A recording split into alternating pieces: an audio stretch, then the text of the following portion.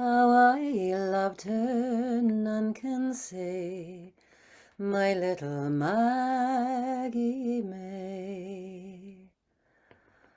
Alas, flowers fade and flesh is fleeting. Time flies. Tempus fugit. Tempus reram edax. Time devours all things.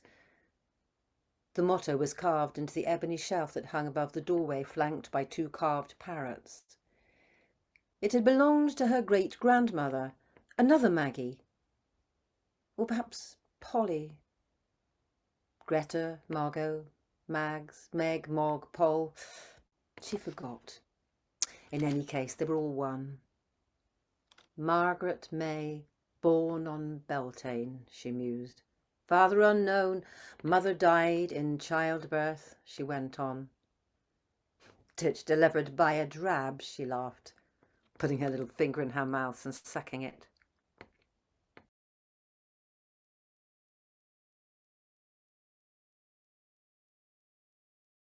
There were some officers of the law. There were some officers of the church. They were all out in the fields, and so when the lad came and knocked at the huntsman's door, "Hello, I know where there's a hare in a field. If I tell you where that hare is, will you give me some money?" And the man said, "Yes, I can do that. Where is that hare?" And the lad told him, and he said, "I'll just go and get my dogs and everything ready." But as the lad had left, he sent messages off to the officers of the church and off to the officers of the law, and they converged on the field before even he did. And when he got there, he crept up low and he crept up slow, and he came up from behind a hedge, and there he chose an arrow that was a bodkin. A bodkin? Odds bodkins, indeed. God's bodkins, God's nails. The bodkin is a long, thin, piercing point. You'd normally use it for something like piercing plate armor, piercing armor, plate armor, and even a chain. But this, he thought, if this is a hare, I'm going to get it.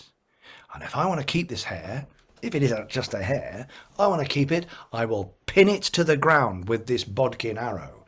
And so from behind the hedge where the lad had told him that the hare was in the field beyond, he knocked an arrow, and he drew his bow, and as he stood up, he looked over the hedge, and at that same moment, there was the hare sitting in the field. And when I say sitting, I don't just mean,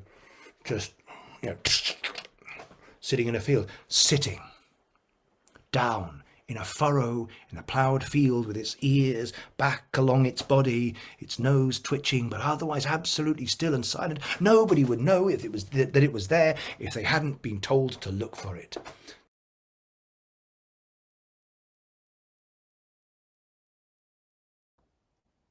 Then in late September he'd seen her hurrying through the dusk, carrying a bundle into the woods which she'd buried beneath the roots of an elder bush, so beloved by witches. Doubtless a Haldecan, an offspring of Satan. Thereafter he'd seen her plucking blackberries at the spot, which should never be done after Michaelmas, when the devil has stamped on them with his hoof. Night after night, week after week, month after month, sleep brought no refreshment. In the morning he felt drained of all energy.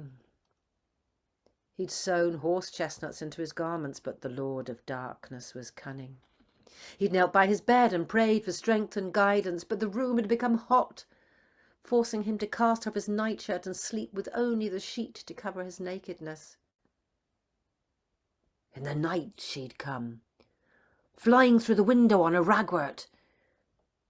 She'd slipped a halter over his head, thus transforming him into a horse, and had ridden him away across the hills to a witch's tryst, a black Sabbath.